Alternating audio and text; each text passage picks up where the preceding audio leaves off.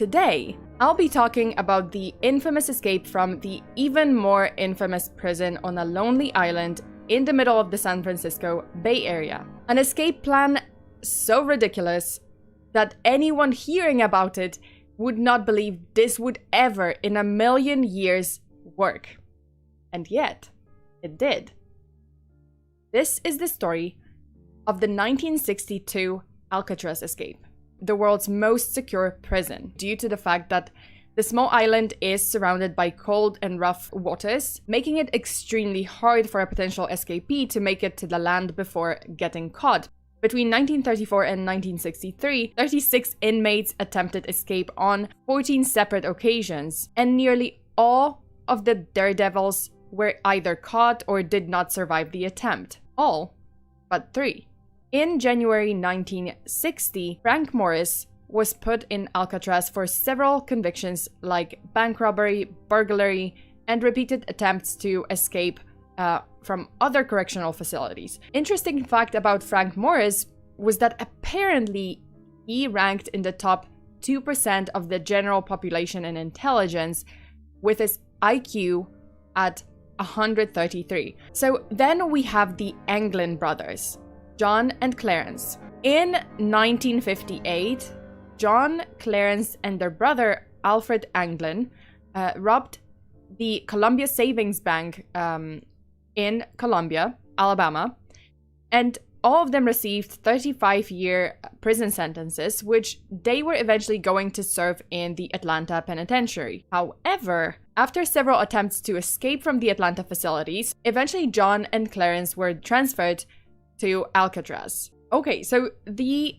fourth character in this story is Allen West. Allen attempted to escape from Florida State Prison several times, and he was eventually transferred to Alcatraz in 1958. So he would be there the earliest. Now, on to exactly how did these four become a team and craft this Houdini-level escape plan. Apparently, all 4 inmates knew each other from their previous incarceration at Florida and Georgia prisons. All 4 of them put in a request to warden to be assigned basically neighboring cells in the cell block B. It was June 12th, 1962, when the guards doing a routine cell block head count discovered that John Anglin, Clarence Anglin, and Frank Morris were missing. The investigation gradually uncovered the ingenious escape plan. It is believed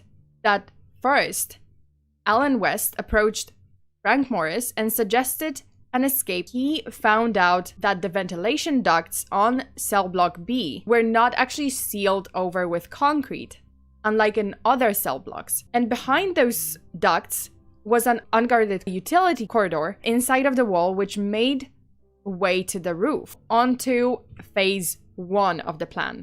So they needed a fair amount of time before anyone realized they were gone. So in order to achieve that, they used a mix of soap, concrete, plaster, and other materials to cleverly build dummy heads, finished with human hair, collected from the prison's barber shop. They later placed the dummies under the blankets of their beds, so basically it looked like the inmate was there and he was sleeping. And then it was time for phase 2. They needed to open the vents and widen them enough to be able to squeeze through and into the unguarded corridor. And throughout the 6 months they took to prepare, they actually used metal spoons and saw blades that they found on the prison grounds. And then additionally, they had improvised an electric fucking drill using the motor of a vacuum cleaner. How did they manage to not raise any suspicions drilling into the wall with an electrical drill? Apparently, Alcatraz prison at the time allowed the so-called happy hour. During that happy hour, inmates who played musical instruments could play and sing. As I said, they would drill the holes and crawl into the unguarded utility corridor, then climb into the landing area using a pipe. This is how we get to phase 3. Allen West had been allowed by the guards to work in that landing area, so tools, all that they've gathered, it was just covered up with blankets there. On the night of June 11th, Allen West ended up not being able to break through the last portion of the wall. When the D-Day came, he was actually left behind. So the 3 men John, Clarence, and Frank were able to climb up the pipe into the landing area and get to an air vent, which they then opened and got to the rooftop at around 10:30 p.m. that night. Next, they would climb down another pipe and then through the 15-foot fence to make their way outside of the main prison building, and then they would head for the northern shore. They needed a way to escape the island, which brings us to phase 4.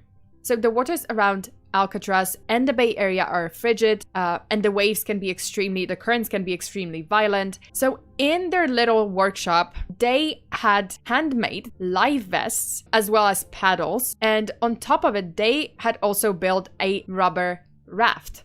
To make it, they actually used prison-issued raincoats, but not just 4. They had managed to gather over 50 raincoats over the course of their preparation time, but then they had to inflate it somehow. So they would actually vulcanize the raincoats by using steam from the pipes, and then they inflated the raft using an accordion-like musical instrument called the concertina. You know, remember that happy hour when whoever played a musical instrument could play a musical instrument. So phase 4, they were going to sail from the rock 2 miles towards Angel Island. They would take a break and sail again about half a mile to the mainland, steal a car, steal some clothes, and, be free. Upon discovering that the inmates were missing, the prison immediately went into a lockdown and the search began.